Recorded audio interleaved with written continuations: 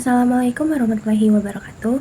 Perkenalkan, nama saya Cynthia Aprilia Putri dengan NIM 6425042. Saya dari kelas 64201, Program Studi Manajemen Fakultas Ekonomi dan Bisnis.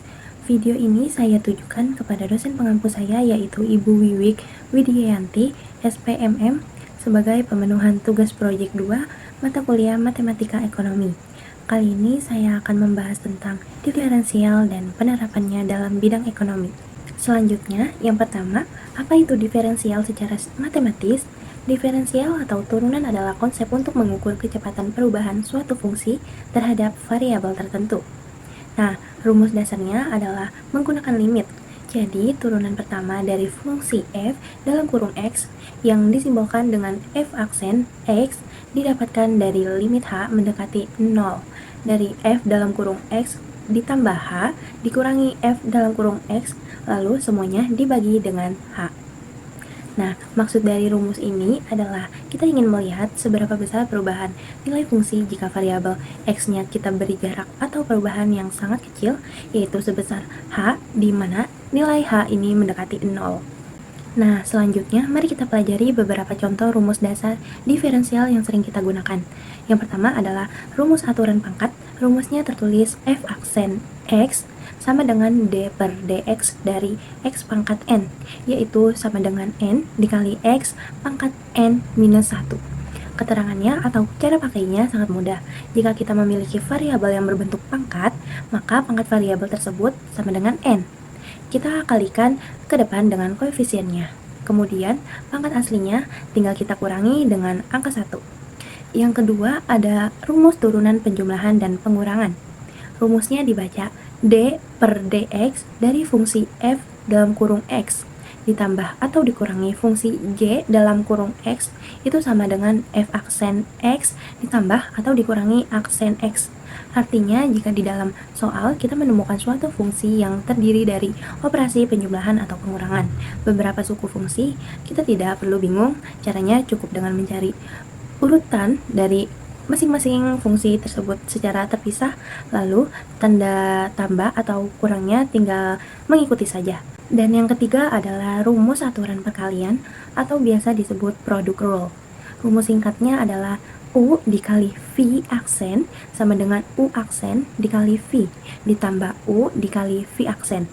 Jadi rumus ini khusus digunakan ketika ada dua fungsi yang saling dikalikan. Jadi langkahnya kita misalkan dulu menjadi fungsi U dan fungsi V. Hasil turunannya didapat dengan cara mengalikan turunan fungsi pertama U aksen dengan fungsi kedua yang asli V, lalu ditambah fungsi pertamanya yang asli U, dan dikalikan turunan fungsi keduanya yaitu V aksen. Selanjutnya ada titik ekstrim dan interval. Nah, fungsi naik atau turun yaitu naik F aksen X lebih dari 0 dan turun F aksen X kurang dari 0. Lalu titik ekstrim syaratnya F aksen X sama dengan 0. Maksimumnya F aksen X kurang dari 0, yang minimum F aksen X lebih dari 0. Nah, sekarang kita bedah yuk contoh soal aljabar berderajat 3, yaitu F dalam kurung X sama dengan 9 ditambah 12X dikurangi X pangkat 3. Nah, langkah pertamanya yaitu kita cari turunan pertamanya atau F aksen X menggunakan aturan pangkat yang tadi. Nah, turunan dari 9 adalah 0, turunan dari 12X adalah 12, dan turunan dari minus X pangkat 3 adalah minus 3X pangkat 2. Nah, jadi kita dapatkan F aksen X-nya sama dengan 12 dikurangi 3X pangkat 2. Nah, langkah keduanya yaitu untuk mencari titik ekstrim atau titik stasioner, syaratnya harus adalah F aksen X harus sama dengan 0. Maka 12 dikurangi 3X pangkat 2 sama dengan 0. Jika kita pindah ruas dan faktorkan, kita dapatkan nilai X sama dengan 2 atau X sama dengan minus 2. Nah, langkah ketiga yaitu kita uji titik nilai X ini ke fungsi asli untuk mencari koordinatnya. Jika kita masukkan X sama dengan 2, maka didapatkan nilai fungsi atau Y-nya adalah 25. Karena turunan keduanya nanti bernilai negatif, maka titiknya yaitu 2,25. Ini adalah titik maksimum puncak kurva. Sebaliknya, jika kita masukkan X sama dengan minus 2, didapatkan fungsinya adalah minus 7. maka hasilnya minus 2, minus 7. Ini adalah titik minimum atau lembah kurva.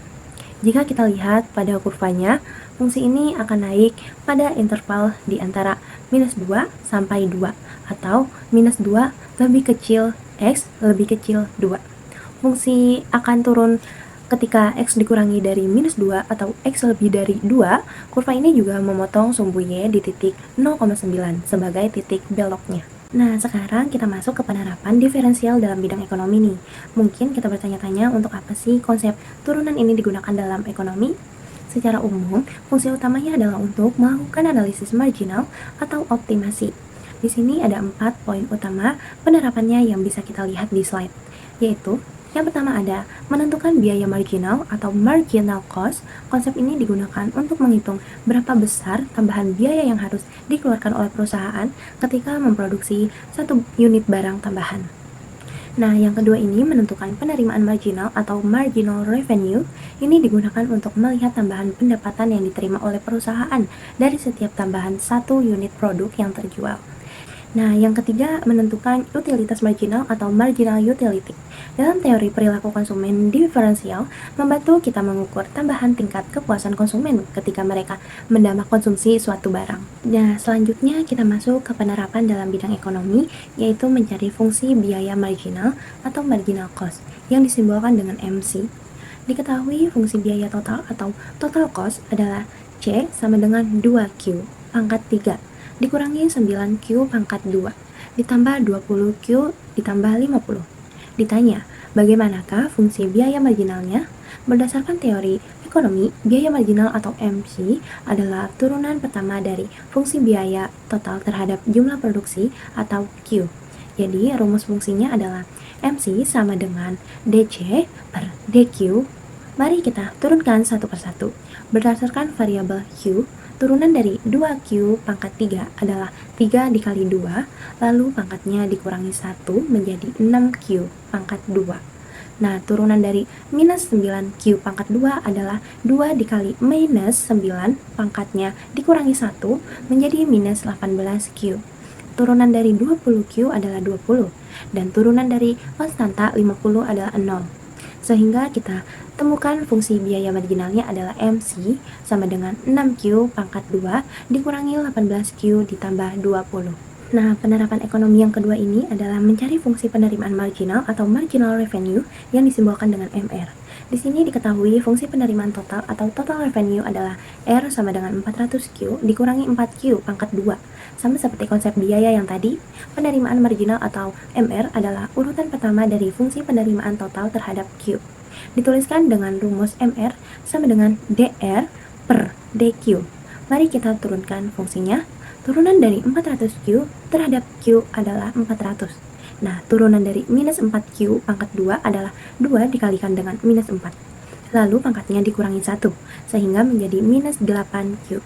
Maka kita dapatkan fungsi penerimaan marginalnya adalah MR sama dengan 400 dikurangi 8Q. Fungsi ini menunjukkan tambahan penerimaan yang didapat perusahaan untuk setiap tambahan satu untuk unit barang yang dijual. Demikian pemaparan materi mengenai diferensial dan penerapannya dalam bidang ekonomi yang bisa saya sampaikan pada kesempatan kali ini. Saya ingin mengucapkan terima kasih yang sebesar-besarnya kepada dosen pengampu saya, yaitu Ibu Wiwik Widiayanti SPMM, atas bimbingannya selama perkuliahan ini. Bila ada kesalahan kata, kekurangan, atau kekeliruan dalam menyampaikan materi tadi, kritik dan saran yang membangkan tentu sangat saya harapkan untuk perbaikan di masa mendatang. Terima kasih, kurang lebihnya mohon maaf. Wassalamualaikum warahmatullahi wabarakatuh.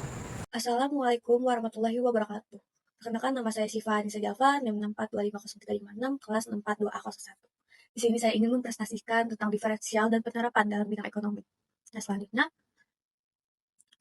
Selanjutnya ini adalah diferensial atau turunan adalah alat untuk mengukur perubahan seketika grafik turunan pertama mencerminkan kemiringan garis singgung kurva di satu titik. Rumus dasarnya memakai limit, yaitu fungsi f aksen x sama dengan limit h mendekati 0 dari fungsi x ditambah h dikurangi fungsi x awal lalu dibagi h, misal fungsinya adalah 3x ditambah 4, fungsi barunya menjadi 3 dikali dalam kurung X ditambah H ditambah 4 dikali masuk jadi 3, X ditambah 3, H ditambah 4, maka dikurangkan dengan fungsi awal, lalu dibagi H suku 3, X dan angka 4, habis sisa limit 3H.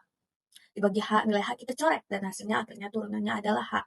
Selanjutnya, agak praktis adalah kaidah turunan polinomial. Aturannya turunan angka konstanta tanpa variabel pastikan 0. Kalau fungsinya berpangkat, pangkatnya dikalikan ke depan, lalu pangkatnya variabel aslinya dikurangi 1. Contohnya nih, fungsinya Y sama dengan 2X pangkat 6 dikurangi 3X pangkat 4, tambah setengah X pangkat 2, ditambah 4 diturunkan suku demi suku. Suku pertama jadi 12X pangkat 5, suku kedua jadi minus 12X pangkat 3, suku ketiga sisa X, dan angka 4 hilang jadi 0, hasil akhirnya adalah Y aksen sama dengan 12X pangkat 5 dikurangi 12X pangkat 3 ditambah X. Selanjutnya, jika fungsi berbentuk perkalian variabel, kita pakai aturan UU dikali V dengan rumus Y aksen sama dengan UU aksen dikali V, ditambah UU dikali V aksen, misalnya fungsinya dalam kurung 3X pangkat 2 dikurangi 4, dikali dalam kurung 2X ditambah 5, kurung pertama adalah UU dan kurung kedua adalah V, turunan UU aksen ketemunya 6X dan turunan V aksen ketemunya 2. Nah, masukkan ke rumus 6X dikali kurung kedua ditambah kurung pertama dikali kedua, hasil kali masuknya itu 12X pangkat 2 ditambah 30X ditambah 6X pangkat 2 dikurangi 8. Nah, gabungkan suku sejenis hasil akhirnya 18X pangkat 2 ditambah 30X dikurangi 8. Nah, selanjutnya aturan rantai dipakai jika fungsi di dalam kurung memiliki pangkat luar. Caranya turunkan pangkat luar ke depan kurung dalam berkata biarkan diam, pangkat luar dikurungi 1, lalu kalikan dengan turunan fungsi di dalam kurung. Nah, contohnya nih, fungsi dalam kurung 3X pangkat 2 dikurangi 5 dipangkatkan 4. Pangkat 4 dilempar ke depan kurung. Nah, pangkatnya luarnya sisa 3, lalu kalikan turunan dalam kurung yaitu 6X. Kita rapikan angka depan dan belakang, hasilnya 24X dikali dalam kurung 3X pangkat 2 dikurangi 5 pangkat 3. Nah, selanjutnya,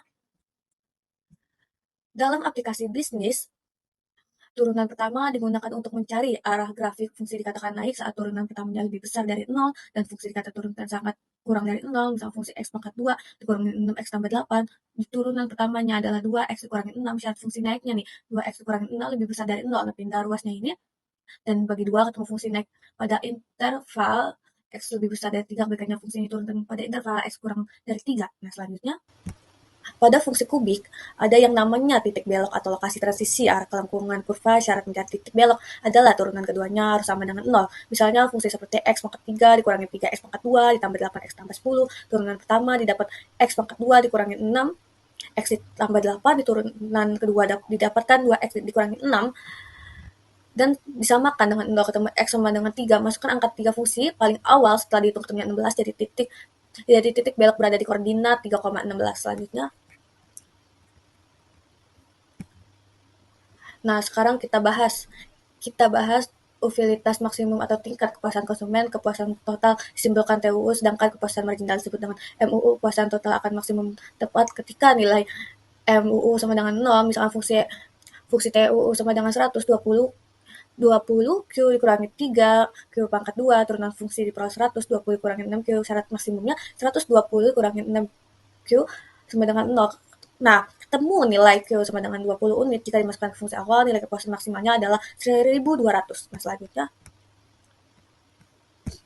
selanjutnya berikut elastisitas permintaan atau etade untuk mengukur sensitivitas konsumen terhadap perubahan harga. Rumus adalah turunan fungsi Q terhadap P dikalikan rasio harga per jumlah Q. Contohnya fungsi QD sama dengan 40, kurangi 2, P pangkat 2, daripada harganya P sama dengan 4. Masukkan harga ke fungsi awal, ketemu Q D sama dengan 8 unit. Turunan fungsi Q terhadap P didapat, minum 4P, dimasukkan angka 4 nilainya minus 16, masukkan ke rumus. Nah, minus 16 dikali 4 per 8, hasilnya minus 8. Nilai mutlak 8 karena lebih besar dari 1, maka permintaannya bersifat elastis.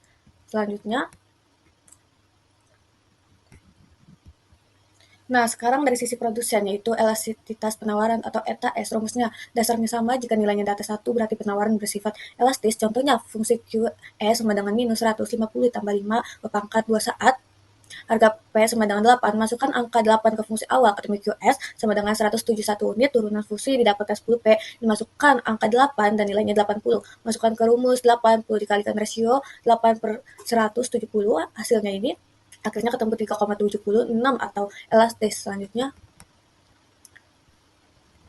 Selanjutnya elastisitas produksi atau ETP membandingkan presentasi perubahan output akibat perubahan input variabel X. Jika nilainya di atas 1, berarti produksi bersifat elastis dan efisien. Contohnya nih, fungsi PR sama dengan 9X pangkat 2 dikurangi X pangkat 3 pada input X sama dengan 4 unit, maka input ketemu output PR sebesar 80 unit, turunnya fungsinya adalah 18, X dikurangi 3X pangkat 2, dimasukkan angka 4 hasilnya 24, masukkan ke rumus elastisitas 24 kali 4 per 80, didapatkan angka 1,2. Nah, selanjutnya, slide terakhir adalah mencari keuntungan maksimum atau lambang P. Keuntungan bersih didapatkan dari pendapatan R kurang biaya total. Total C, keuntungan akan maksimum ketika turunan pertamanya sama dengan 0 atau kondisi pendapatan marginalnya sama dengan biaya marginal. Dan misal fungsi R dan C dikurangkan didapatkan fungsi keuntungan bisa sama dengan minus Q pangkat 3 ditambah 45 Q pangkat 2 ditambah 183 Q dan dikurangi 2 ditambah 90 Q ditambah 183 sama dengan 0. Sederhanakan dengan dibagi minus 3 menjadi Q pangkat 2 dikurangi 30 Q dikurangi 61 sama dengan 0. Selesaikan dengan rumus ABC kuadrat, didapatkan 30 ditambah 30 3,8 lalu dibagi 2. Semua ketemu nilai Q sebesar 31,9 unit agar keuntungan maksimal. Sekian dari presentasi saya. Wassalamualaikum warahmatullahi wabarakatuh. Assalamualaikum warahmatullahi wabarakatuh. Selamat pagi, yang saya hormati Ibu Wikidianti, SPMM, selaku dosen pengampu mata kuliah Matematika Ekonomi, serta rekan-rekan mahasiswa sekalian. Perkenalkan, nama saya Safira Novelia dengan NIM 642504229 dari kelas 642A01. Video ini dibuat dalam rangka memenuhi tugas proyek ujian akhir semester atau UAS untuk mata kuliah Matematika Ekonomi. Pada kesempatan kali ini saya akan memaparkan materi mengenai integral tak tentu dan penerapannya dalam bidang ekonomi. Harapan saya pemaparan ini dapat memberikan penjelasan yang komprehensif mengenai bagaimana fungsi-fungsi marginal dalam ekonomi dapat dipecahkan menggunakan pendekatan integral tak tentu. Baik, mari kita langsung masuk ke materi yang pertama. Pertama, mari kita pahami apa itu integral tak tentu. Secara definisi, integral tak tentu adalah kebalikan atau inverse dari operasi turunan atau diferensial. Jika f aksen S sama dengan f aksen kecil, maka antiturunannya ditulis sebagai integral f aksen dx sama dengan f aksen besar ditambah c.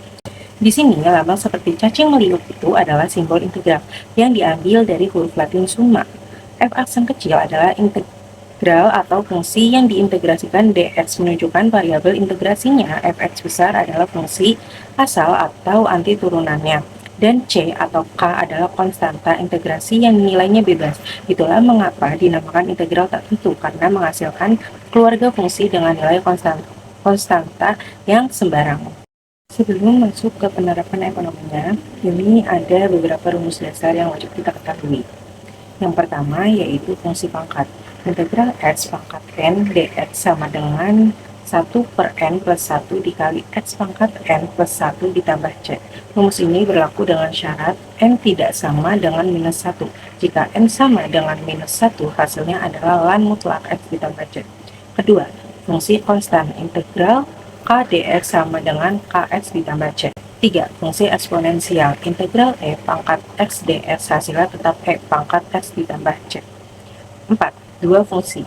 Jika ada penjumlahan atau pengurangan dua fungsi, kita bisa mengintegralkannya satu persatu secara terpisah. Nah, bagaimana konsep ini diterapkan dalam ekonomi? Prinsip utamanya sangat mudah. Jika fungsi marginal diketahui, kita cukup mengintegralkannya untuk mendapatkan fungsi total. Kemudian, untuk mencari fungsi rata-rata, kita tinggal membagi fungsi total tersebut dengan kuantitasnya, baik itu Q, X, atau Y. Mari kita masuk ke soal pertama. Diketahui biaya marginal atau MC sama dengan 6Q kuadrat minus 4Q plus 5. Tentukan fungsi biaya total atau TC dan biaya rata-rata atau AC. Untuk mencari TC, kita diintegralkan fungsi MC terhadap DQ. Hasil integral dari 6Q kuadrat adalah 2Q pangkat 3. Integral minus 4Q adalah minus 2Q kuadrat dan integral 5 adalah 5Q. Jangan lupa ditambah konstanta K. Di sini K mencerminkan biaya tetap atau fixed cost. Selanjutnya, untuk mencari AC, kita bagi fungsi TC tadi dengan variabel Q. Maka kita dapatkan hasilnya 2Q kuadrat minus 2Q plus 5 ditambah K per Q. Lanjut soal kedua. Diketahui penerimaan marginal atau MR sama dengan 20 minus 6Q. Kita cari penerimaan total atau TR dengan cara mengintegralkan fungsi MR.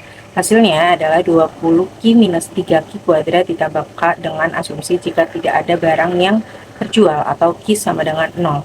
Maka penerimaan juga 0, sehingga nilai K-nya adalah 0. Jadi TR sama dengan 20Q minus 3Q kuadrat. Untuk penerimaan rata-rata atau AR, kita tinggal bagi TR dengan Q, sehingga didapatkan AR sama dengan 20 minus 3. Selanjutnya soal ketiga tentang utilitas marginal. Diketahui MU sama dengan 120 minus 8Q. Kita integralkan fungsi MU ini untuk mendapatkan utilitas total atau TU. Hasil integralnya adalah 120Q minus 4Q kuadrat plus K. Karena asumsi jika Q sama dengan 0, maka utilitasnya juga 0. Nilai K-nya habis atau 0. Jadi fungsi TU kita adalah 120Q minus 4Q kuadrat. Lanjut, soal keempat, diketahui produk marginal atau MP sama dengan 24X besar minus 6X besar kuadrat. Untuk mencari produk total atau TR, kita integralkan terhadap DX. Hasilnya adalah 12X kuadrat minus 2X pangkat 3 ditambah K. Karena jika input X sama dengan 0, maka produksi juga 0. Nilai K sama dengan 0. Lalu untuk mencari produk rata-rata atau AP, kita bagi fungsi TP dengan X. Hasil akhirnya adalah 12X minus 2X kuadrat. Baik, selanjutnya itu soal terakhir atau soal kelima. Kita mencari fungsi konsumsi dan tabungan. Diketahui konsumsi otonom atau C0 sebesar 50 miliar dan MPC-nya 0,75. Pertama, fungsi konsumsi didapat dari integral MPC terhadap DY. Hasilnya adalah 0,75Y ditambah konstanta AC. Karena konstanta di sini adalah konsumsi otonom sebesar 50 miliar, maka fungsi konsumsinya adalah C sama dengan 0,75Y plus 50. Kedua, untuk fungsi tabungan, kita cari dulu MPS-nya. MPS adalah 1 dikurangi MPC, yaitu dikurang 0,75 sama dengan 0,25. Kita integralkan 0,25 terhadap DY, hasilnya 0,25Y ditambah konstanta KS. Karena nilai tabungan otonom berlawanan arah dengan konsumsi otonom, nilainya menjadi minus 50. Jadi fungsi tabungannya adalah S sama dengan 0,25Y minus 50. Sebagai kesimpulan, pertama, integral tak tentu adalah inverse atau kebalikan dari diferensial. Kedua, kita bisa mencari fungsi total jika fungsi marginalnya diketahui melalui proses integral. Ketiga, nilai persenta K akan menjadi 0 pada fungsi TR, TU, dan TP, namun akan bernilai sebagai biaya tetap atau fixed cost pada fungsi TC, dan berakhir fungsi rata-rata didapatkan dengan membagi fungsi total dengan tingkat kuantitasnya. Sekian presentasi dari saya mengenai integral tak tentu dalam matematika ekonomi. Semoga penjelasan ini bermanfaat dan mudah dipahami. Terima kasih banyak atas perhatiannya. Sampai jumpa. Wassalamualaikum warahmatullahi wabarakatuh. Assalamualaikum warahmatullahi wabarakatuh. Perkenalkan, nama saya Nadira Rahmadani SM dengan NIM 6425023 dari kelas 642A01. Di sini saya akan menjelaskan atau mempresentasikan materi mengenai integral tertentu dan penerapan ekonominya. Kita mulai dari konsep dasar. Apa itu integral tak tentu? Nah, jadi integral tak tentu adalah sebuah operasi perintegralan suatu fungsi yang belum memiliki nilai batas. Karena tidak punya batas, hasil akhirnya nanti bisa berupa fungsi yang baru, selalu diakhiri atau disertai dengan konstanta K atau C. Mari, secara matematis, bentuk umumnya ditulis dengan integral f buka kurung x tutup kurung dx sama dengan f buka kurung x tutup kurung plus k atau konstanta, di mana fx merupakan anti turunan dari fungsi fx dan k adalah konstanta integritasnya. Selanjutnya, mari kita lihat aturan dasarnya. Pertama, fungsi pangkat. Integral dari x pangkat n terhadap dx adalah x pangkat n ditambah 1, lalu dibagi dengan n ditambah 1. Jangan lupa ditambah fungsi konstanta plus c. Lalu yang kedua ada fungsi konstan. Jika kita mengintegralkan sebuah konstanta k terhadap dx, hasilnya tinggal kita kalikan secara variabelnya. Jadi kx ditambah c. Seperti itu. Nah, selanjutnya ada juga eksponensial. Integral dari e pangkat x adalah tetap dirinya sendiri, yaitu e pangkat x ditambah c. Lalu ada logaritma, jika pangkat variabelnya adalah minus 1, n sama dengan minus 1, atau bentuknya integral 1 per x terhadap dx, maka hasilnya adalah ln, absolut x ditambah c. Selanjutnya ada jumlah atau selisih. Kalau ada fungsi yang dijumlahkan atau dikurangkan, kita bisa memisahkan dan mengintegralkan setiap suku fungsinya satu per satu. Nah, sekarang bagaimana penerapannya di dalam bidang ekonomi? Intinya, integral ini digunakan untuk mentransformasikan atau mengubah fungsi marginal menjadi fungsi total. Yang pertama adalah fungsi biaya atau cost. Untuk mencari biaya total atau C, kita mengintegralkan biaya marginal atau MC terhadap DQ. Di sini, konstanta K melambangkan biaya tetap atau fixed cost. Lalu lanjut yang kedua adalah fungsi penerimaan atau revenue. Untuk mencari penerimaan total atau R, kita mengintegralkan penerimaan marginal atau MR terhadap DQ. Di sini, nilai konstanta K biasanya bernilai 0, karena kalau tidak ada barang yang diproduksi, Q sama dengan 0, maka tidak ada penerimaan R sama dengan 0. Selanjutnya, konsumsi dan tabungan. Selain itu, ada juga penerapan pada fungsi konsumsi dan tabungan. Fungsi konsumsi atau C didapat dari mengintegralkan marginal propensity to consume atau NPC terhadap DY. Konstanta di sini disebut sebagai autonomous consumption, konsumsi otonom. Lalu fungsi tabungan S didapat dari mengintegralkan marginal propensity to save atau MPS terhadap DY. Nah, mari kita bedah contoh soal analisis biaya marginal berikut. Diketahui fungsi biaya marginal adalah MC sama dengan 3Q kuadrat dikurang 6Q plus 4. Kita diminta mencari persamaan biaya total atau C dan biaya rata-rata AC. Yang pertama itu adalah mencari persamaan biaya totalnya. Pertama kita integralkan fungsi MC terhadap DQ. Tulis lambang integral, buka kurung 3Q kuadrat dikurang 6Q ditambah 4, tutup kurung DQ. Selanjutnya, kita integralkan satu-satu pakai aturan pangkat tadi.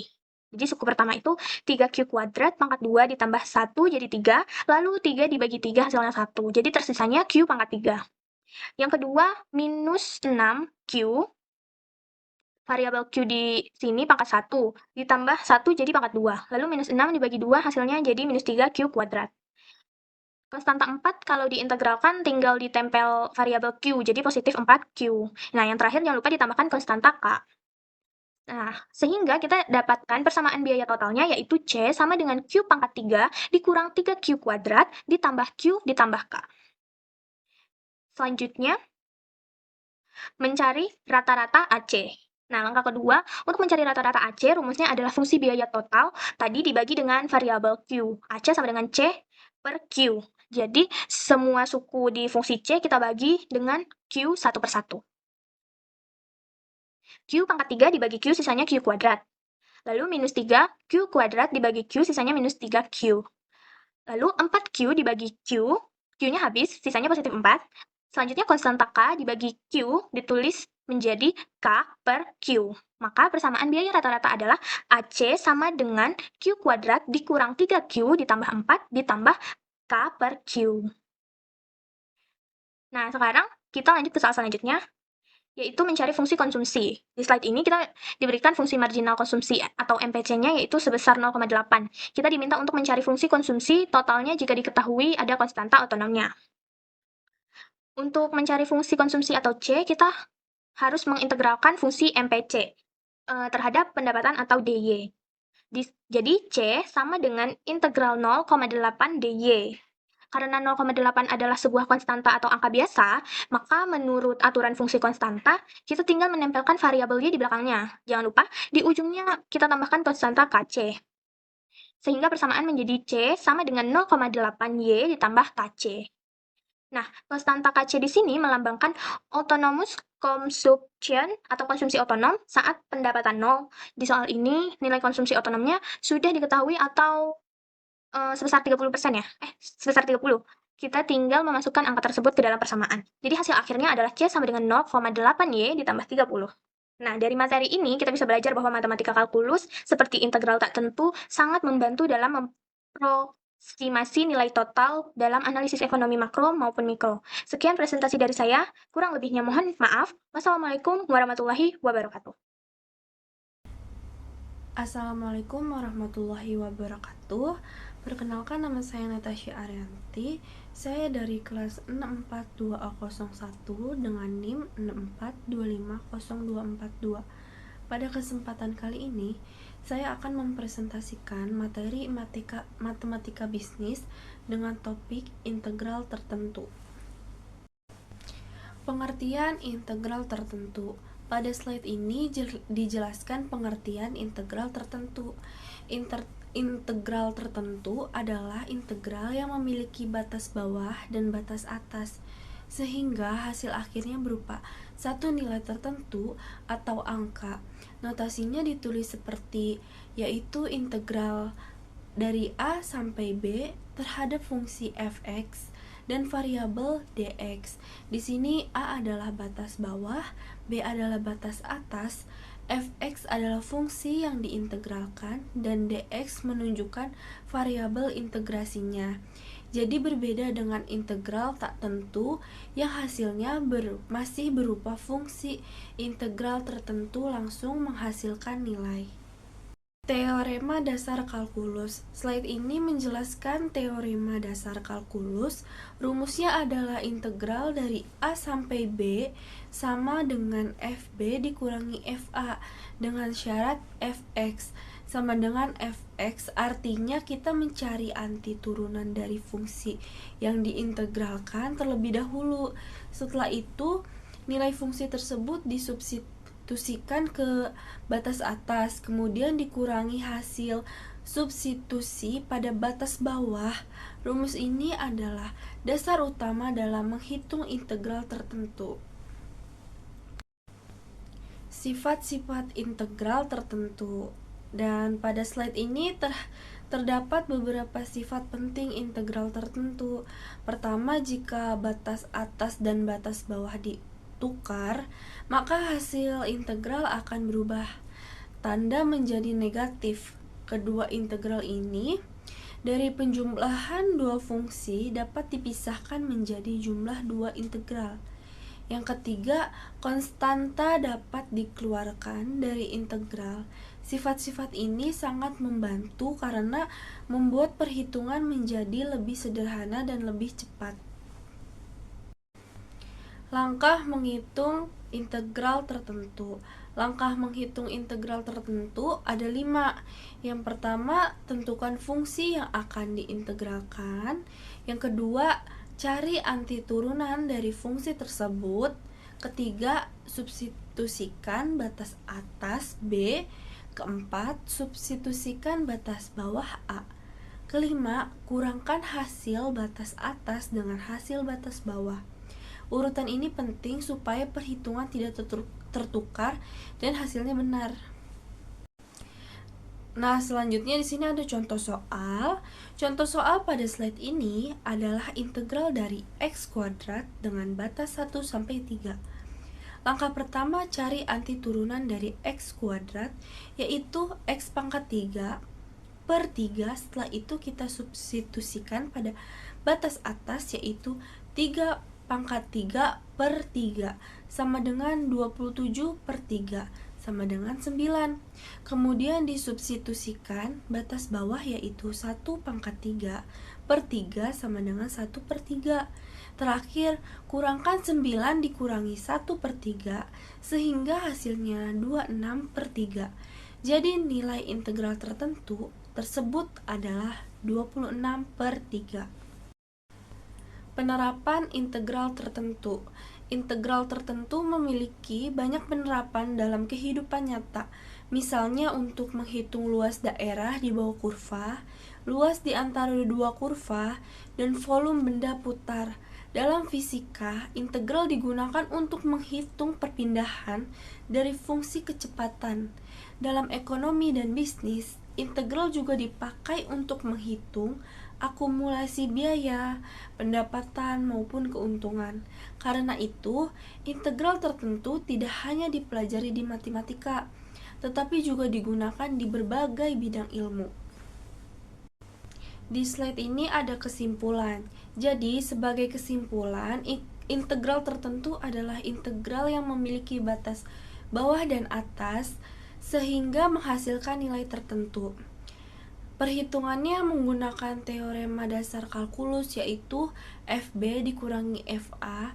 Integral tertentu juga memiliki beberapa sifat yang mempermudah proses perhitungan.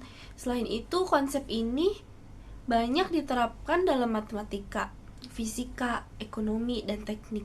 Jadi, pemahaman integral tertentu sangat penting karena konsep ini menjadi dasar untuk menyelesaikan berbagai permasalahan kuantitatif. Demikian presentasi dari saya mengenai materi tentang integral tertentu. Kurang lebihnya mohon maaf. Wabillahi taufiq wal hidayat. Wassalamualaikum warahmatullahi wabarakatuh.